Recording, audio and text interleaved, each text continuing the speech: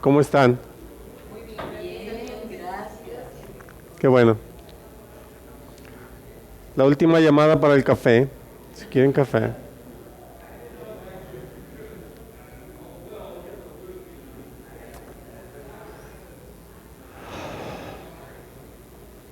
Hemos estado tocando el tema de descubriendo el reino de Dios. Ya son al menos 5 semanas que empezamos con este tema. Y primero empecé compartiendo acerca de precisamente así, descubriendo el reino de Dios y ilustraciones que encontramos en el Antiguo Testamento y en el Nuevo Testamento. Después, mi último tema, empecé a compartir sobre la batalla espiritual. Que ese día en sí fue en muchas maneras una batalla porque estábamos allá en el restaurante aquel y el ruido. Llegamos y no había pantalla, no teníamos electricidad y bueno, montones de cosas, ¿verdad? Gracias a Dios al final pudimos tener nuestro servicio, pero no sin batalla. Curioso, ¿no? Desde el principio de la historia bíblica nos encontramos con el tema del reino de Dios. Desde el principio leemos en el primer capítulo, encontramos a Dios el Creador, hablando y creando. Su palabra, emite su palabra y la creación surge. Pero después lo vemos también soplando su aliento de vida. Y da vida, porque es la naturaleza de Dios, creador, dador de la vida. Y por como leemos los capítulos en el principio de la Biblia, capítulos 1, 2 y 3 de Génesis, inmediatamente en el capítulo 3 nos damos cuenta de la batalla que existe entre el reino de Dios y el reino de las tinieblas. Viene el maligno y hace lo suyo, engaña, miente, tuerce las palabras de Dios y causa que Adán y Eva, con sus intrigas, causa que finalmente sucumban ante sus mentiras. Los seduce con sus engaños. Recordemos que Adán y Eva fueron puestos como los representantes de Dios o los embajadores de Dios en la tierra, los administradores del jardín del Edén, y el maligno los ataca. En mi último tema aquí compartí, no el último, el penúltimo tema compartí o terminé mi tema diciendo que nosotros somos embajadores en el reino de Dios. Lo dijo el apóstol Pablo en segunda de Corintios capítulo 5 versículos 21. Somos embajadores del reino de Dios, somos representantes del reino de Dios. Entonces, automáticamente entendemos que también somos blanco de los ataques del enemigo. Conforme leemos el libro de Génesis en el capítulo 4, encontramos cómo la maldad sigue creciendo. Caín asesina a su hermano Abel. A través de los miles de años de historia, todavía hasta el día de hoy, sabemos que eso es algo terrible. No ha cambiado. El asesinato de alguien a su propio hermano es algo que la sociedad todavía, y esperemos que nunca logre ver como algo normal. La maldad siguió en aumento. En el capítulo 5 encontramos a Dios quebrantado en su corazón y entristecido porque la maldad de la humanidad continuaba creciendo. Todo eso termina en el capítulo 9 cuando Dios finalmente, 8 y 9, cuando finalmente juzga el pecado y la maldad creciente y derrama el diluvio. Todo esto es para continuar, todo esto sigue ilustrándonos la batalla constante que existe entre el reino de Dios y el reino de las tinieblas. Más adelante en el libro del Éxodo encontramos la nación de Dios o el pueblo de Dios, la nación de Israel siendo esclavizada por una nación, por otra nación, los egipcios. La ilustración de la batalla entre el reino de la luz y el reino de la oscuridad es aún mayor en este libro, porque encontramos a Dios juzgando y destruyendo al opresor. Después de que habían sido esclavizados más de 400 años, Dios irrumpe en la historia de la humanidad y castiga al opresor, liberando al pueblo a su pueblo y llevándolo triunfante fuera de la esclavitud. Dios en el Antiguo Testamento se revela como el Señor es Rey, o el reino de Dios lo entendemos como el Señor es Rey, pero también con esta otra afirmación, el Señor será Rey. Ambas son reales, ambas son verdaderas. Más adelante se repite la historia cuando el pueblo de Dios conquista la tierra de Canaán, en el libro de Jueces, de Josué, más que todo, y luego más adelante en la historia, vemos el pueblo de Israel conquistando la tierra que Dios les había prometido. Otra ilustración de la batalla permanente entre el reino de Dios y el reino de la oscuridad. Luego lo volvemos a reafirmar en las continuas batallas bajo la monarquía y el reinado del rey David. Sin embargo, todo eso lo único que estaba haciendo era apuntar hacia la conquista mayor de Dios sobre el maligno, del reino de Dios sobre el reino de las tinieblas. Años después viene Jesús, el enviado del cielo, el Hijo del Hombre, el Mesías, el deseado de las naciones, Dios hecho humano. Y deliberadamente declara la guerra contra el reino de las tinieblas, derrotando el pecado, la enfermedad, la muerte, echando fuera demonios y finalmente muriendo en la cruz, resucitando de entre los muertos para perdonar nuestros pecados y darnos vida nueva. No una vida común, sino nueva, eterna y abundante. Después de su resurrección, Jesús regresa a la presencia del Padre y envía sobre su iglesia la presencia del Espíritu Santo para guiar, consolar, enseñar, fortalecer, acompañar e interceder por nosotros en nuestras oraciones. Pero ¿por qué necesitaríamos la ayuda del Espíritu Santo? ¿Por qué Jesús fue tan insistente en decir o en hablar de la importancia del Espíritu Santo y de describirlo incluso como la promesa del Padre? Si nos damos cuenta, Jesús mismo fue una promesa del Padre, pero ahora es Él quien nos está diciendo que el Espíritu Santo es la promesa del Padre también. Jesús afirmó que era importante que Él se fuera para así enviar al Espíritu de verdad, asegurándonos que nunca nos dejaría, que estaría siempre con nosotros. Cuando leemos la Biblia tenemos la tendencia, no es una tendencia, sino es algo normal que a veces leemos y se nos escapan ciertas frases, ¿verdad? No es intencional, simplemente es parte de cómo sucede.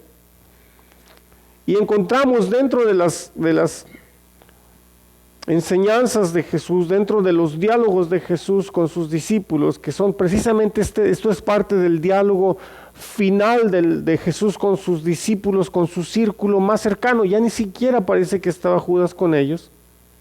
En el capítulo 16 de Juan dice: yo les he dicho estas cosas para que en mí hallen paz. Piensen las veces que Jesús habla de paz en sus 3 años de ministerio. Camina sobre el agua, en medio de la noche, paz, saluda. Lo despiertan cuando está dormido y el barco está a punto de hundirse por la tormenta y la tempestad. Lo despiertan, paz. Lo envuelve la multitud, Jairo desesperado, esperando poder llegar a su casa porque su hija de 12 años está al borde de la muerte. La mujer que está sangrando por 12 años lo detiene, toca su ropa y la reacción de Jesús es paz. Llega a la casa de Jairo, están los llorones profesionales gritando, llorando a gritos porque así lo hacían, eran expertos en hacerlo.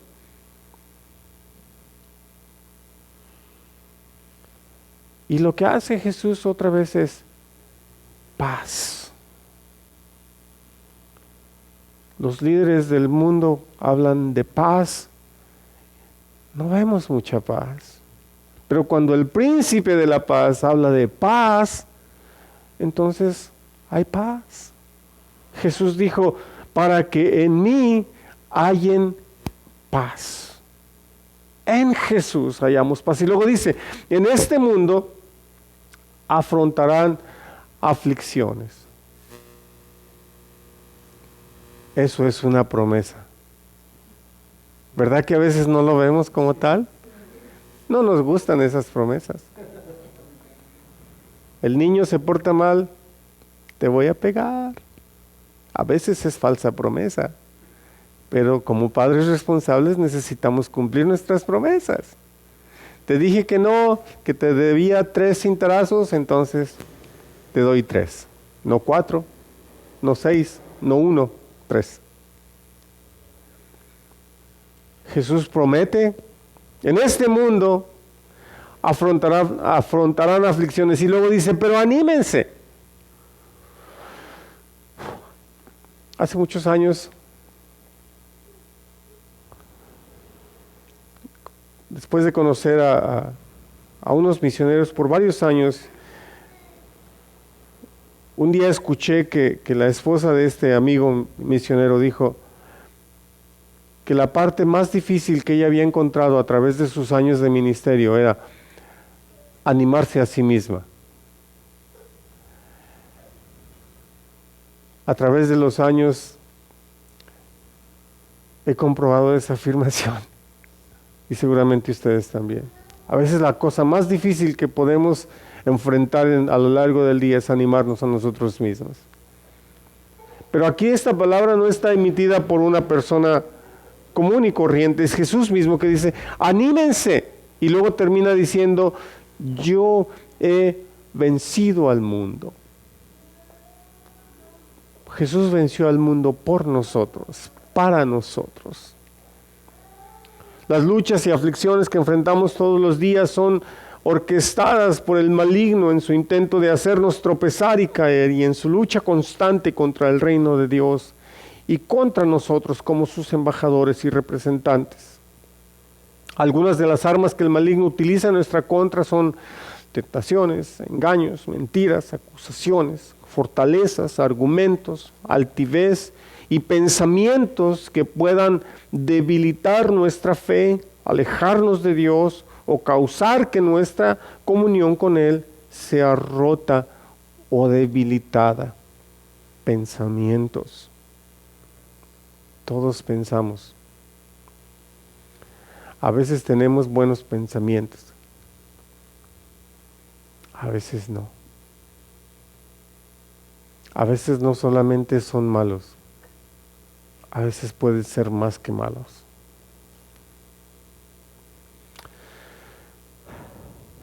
Nuestra mente es el campo de batalla más intenso y más extenso que pudiéramos imaginar. Pero aparte de eso, tenemos un pequeño problema más.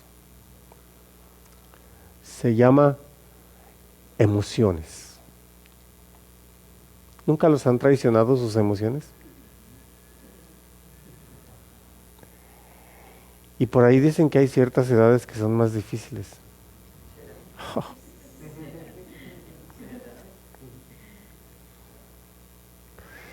Por causa de nuestras emociones, constantemente podemos incluso meternos en problemas. Emociones que nos empujan a reaccionar e incluso a sobrereaccionar, dependiendo de las diferentes circunstancias que enfrentamos. Los estudiosos dicen que nuestras emociones viajan 80,000 veces más rápido que nuestros pensamientos. ¿Sí? ¿Podemos imaginarlo en nuestra mente? Porque ya sabemos qué tan rápido somos capaces de pensar, ¿cierto? Ustedes lo saben, lo viven todos los días, lo vivimos todos los días. Vemos algo, ¡pum! Nos trasladamos 10 o 15 o 20, 30 años y ya hicimos todo un drama en cuestión de una centésima de segundo con nuestros pensamientos. Imaginen nuestras emociones viajando 80,000 veces más rápido que eso. Le da 10 vueltas al mundo en cuestión de una décima de segundo. Nuestra emoción.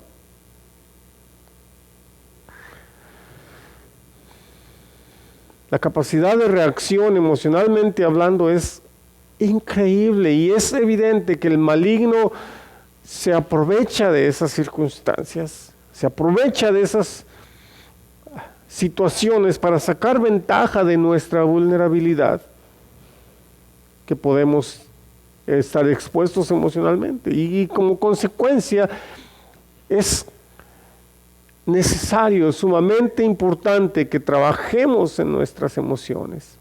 Y esto solamente es posible con la ayuda del Espíritu Santo.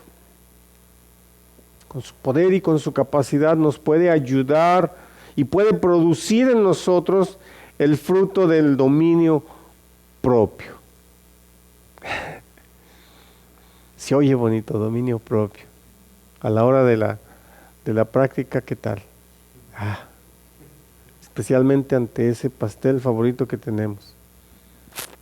O comida favorita, lo que sea. O ante cualquier otra cosa favorita.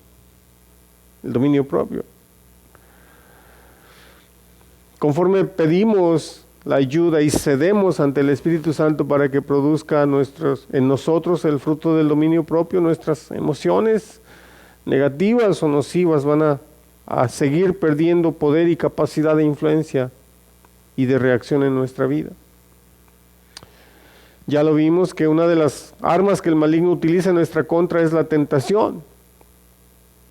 Y de esta manera todo el tiempo somos asediados y acosados por parte del maligno. Andar por la vida es como manejar en una carretera de alta velocidad sin señalamientos. He escuchado que hay carreteras de alta velocidad que no tienen límites de velocidad. ¿Sí? Dicen que yo manejo rápido, no sé. Yo no siento, comparado con otros, pues. A mí personalmente no me gustaría manejar en una carretera sin límites de velocidad. Es extraño, ¿no creen? Porque al final del día las reglas son para protegernos. Los límites son para protegernos. A veces no nos damos cuenta, pero así es. Sin embargo, viajar por esta vida es como andar en una carretera sin señalamientos. ¿Qué requiere?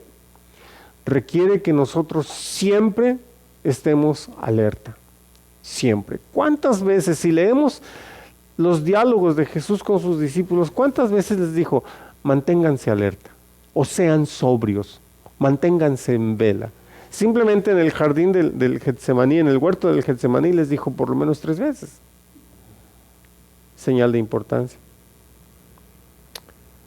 Primera de Pedro capítulo 5 dice, practiquen el dominio propio, otra vez dominio propio, y ahora lo combina, y manténganse alerta.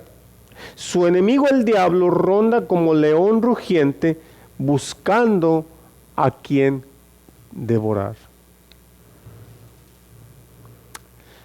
Tal vez han visto los programas de naturaleza donde muestran a los leones, ¿verdad? Cómo rondan, cómo cazan a sus víctimas. Y el apóstol Pedro describe al diablo como un león rugiente buscando a quien devorar. Seguramente ya lo saben, pero se dice que de los animales salvajes, el león es, si no es el único, es uno de los únicos que no retroceden ante el ataque de un humano. ¿Sí? Otros, por ejemplo, en algunas partes de donde hay nieve y montañas, hay osos, ¿verdad? Y los anuncios constantes es, pues, obviamente ser precavidos. Pero dicen que si de repente está uno haciendo algo y se pone de pie y ve a un oso, la recomendación es que no haga mucho ruido, que incluso golpee un bote o algo, que haga ruido y que el oso se va. Adivinen qué, no funciona con los leones. Eso es una invitación para los leones. Es como decir, cómeme. El diablo es ilustrado, es pintado como un león rugiente buscando a quien devorar, como un león hambriento. Otras de las armas que el maligno utiliza en nuestra contra son el engaño, mentiras y acusaciones. Francamente es difícil saber cuál de todas esas formas sería la forma favorita en que el maligno nos ataca, porque siempre está buscando cualquier forma posible para engañar, mentir y acusar. Recordamos que el campo de batalla en el que el maligno actúa es nuestra mente, precisamente. Y a partir de allí, al ser presas de engaños y seducciones, los efectos podrían trasladarse a nuestro espíritu, romper nuestra comunión con Dios, dañar o debilitar nuestra fe. Y en muchos casos, desafortunadamente, se ve también en el efecto de nuestros cuerpos, cuando somos afectados por el pecado o por someternos a ideas inspiradas por el maligno. El apóstol Juan nos escribe en 1 de Juan capítulo 2 versículos 16 y 17. Porque nada de lo que hay en el mundo, los malos deseos del cuerpo, la codicia de los ojos y la arrogancia de la vida, proviene del Padre, sino del mundo. El mundo se acaba con sus malos deseos, pero el que hace la voluntad de Dios permanece para siempre. De este pasaje podemos aprender las tres vías que el maligno utiliza con el propósito de derribarnos y destruirnos, y que precisamente fueron las mismas que el maligno utilizó contra Adán y Eva, y posteriormente también en la tentación de Jesús. Exactamente lo mismo sucede hoy día, utiliza las mismas formas. En primer lugar, habla de los malos deseos de los ojos. Nuestro cuerpo es un conjunto de sensores que están interconectados y nos alertan o nos avisan de las diferentes necesidades o peligros que enfrentamos. Pero también nos indican las fuentes de placer. Ya sabemos que no todos los deseos que tenemos en el cuerpo son malos. Sin embargo, el maligno busca los que pudieran ser utilizados para tentarnos y destruirnos. La siguiente vía que maneja o que escribe el apóstol Juan es la codicia de los ojos. Salomón dijo en el libro de Eclesiastés que los ojos nunca se sacian de ver. ¿Les ha pasado? ¿Se han dado cuenta? ¿O alguien de ustedes ha dicho, ay, ya quisiera ser ciego, ya no quiero ver? Tengo poco más de un mes yendo a citas con una doctora oftalmóloga por cuestión de mis ojos. El ojo izquierdo ha estado bastante afectado. Ay, cómo sufro. A veces hay días en los que no puedo ver. Y eso trae mucho dolor, mucha tristeza a mí.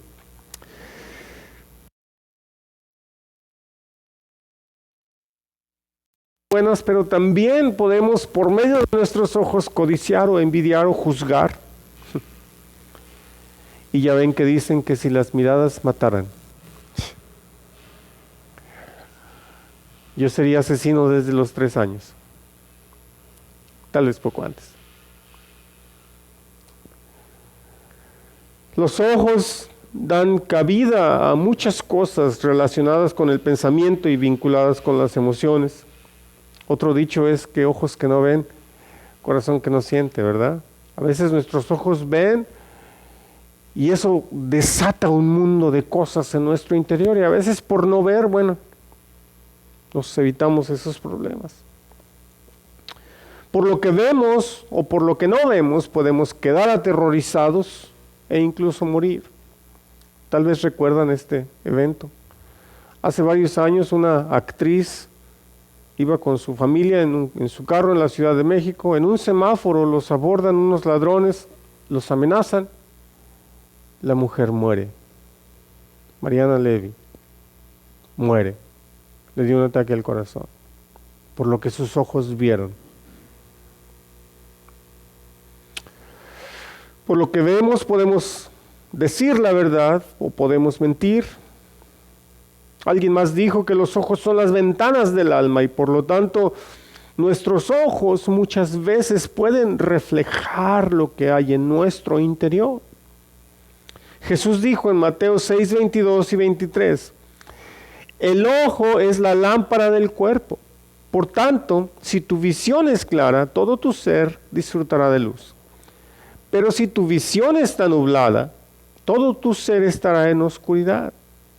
Si la luz que hay en ti es oscuridad, ¿qué densa será esa oscuridad? Finalmente, el apóstol Juan habla sobre la arrogancia de la vida. Eso está relacionado con todo lo que tiene que ver con el orgullo, la arrogancia, la soberbia, sentirse superior a los demás o querer ser el centro de atención, querer estar siempre en el centro de las miradas de los demás o querer títulos o fama. Como ya sabemos, esa fue la tentación ante la que Lucifer sucumbió, siendo el director de adoración en la orquesta del cielo. Él quiso ser igual que Dios. ¿Por qué conformarse con ser solo un ángel? Él quiso ser igual a Dios.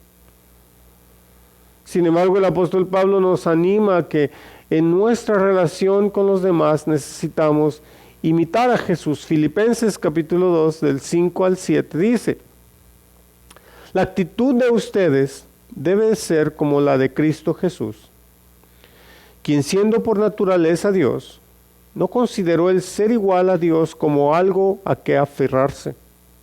Por el contrario, se rebajó voluntariamente tomando la naturaleza de siervo y haciéndose semejante a los seres humanos. Por supuesto, Jesús es nuestro modelo, Jesús es nuestro ejemplo. En esta batalla constante que enfrentamos, necesitamos volver una vez más a lo que Jesús nos dijo en el capítulo 6 de Mateo, cuando dijo, busquen primeramente el reino de Dios y su justicia. Es prioritario.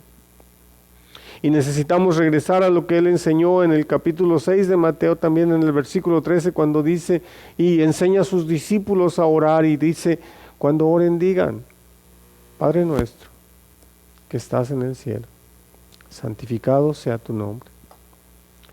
Venga tu reino y hágase tu voluntad como en el cielo. Y Jesús nos enseñó a orar también aquí en la tierra, pero necesitamos orar como en el cielo, aquí en mi vida, aquí en mis pensamientos, aquí en mi cuerpo, en mi casa, con mis hijos, con mi esposa y mis hijos, con mi familia, en mi barrio, en Puerto Vallarta. Les animo que pidamos constantemente que venga el reino de Dios sobre nuestra vida, sí, pero que vayamos más allá y oremos constantemente por Puerto Vallarta. Nos ha recibido esta ciudad, somos parte de aquí hoy día. Y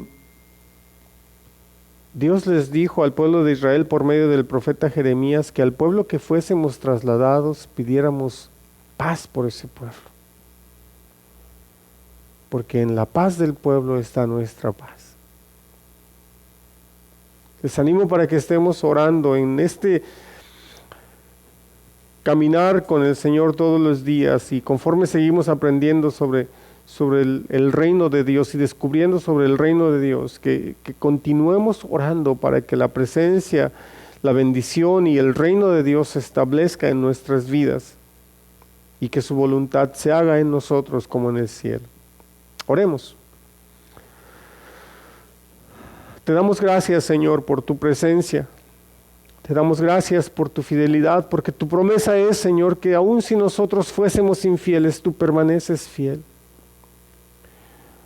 Y ya sabemos que tus palabras y tus promesas son verdaderas, Señor. Muchas gracias por tu palabra, muchas gracias por tu bendición, muchas gracias por tu fidelidad. que seamos el reflejo de tu luz donde quiera que estamos y donde quiera que vayamos y con quien sea que hablemos, que podamos compartir tus palabras de vida y ser reflejos de tu luz, de tu paz, de tu amor y de tu gracia. Gracias, Señor, en el nombre de Jesús. Amén. Dios les bendiga. Tengan una buena semana. Y recordemos que podemos permitir que Dios brille con su luz por medio de nosotros. ¿Verdad?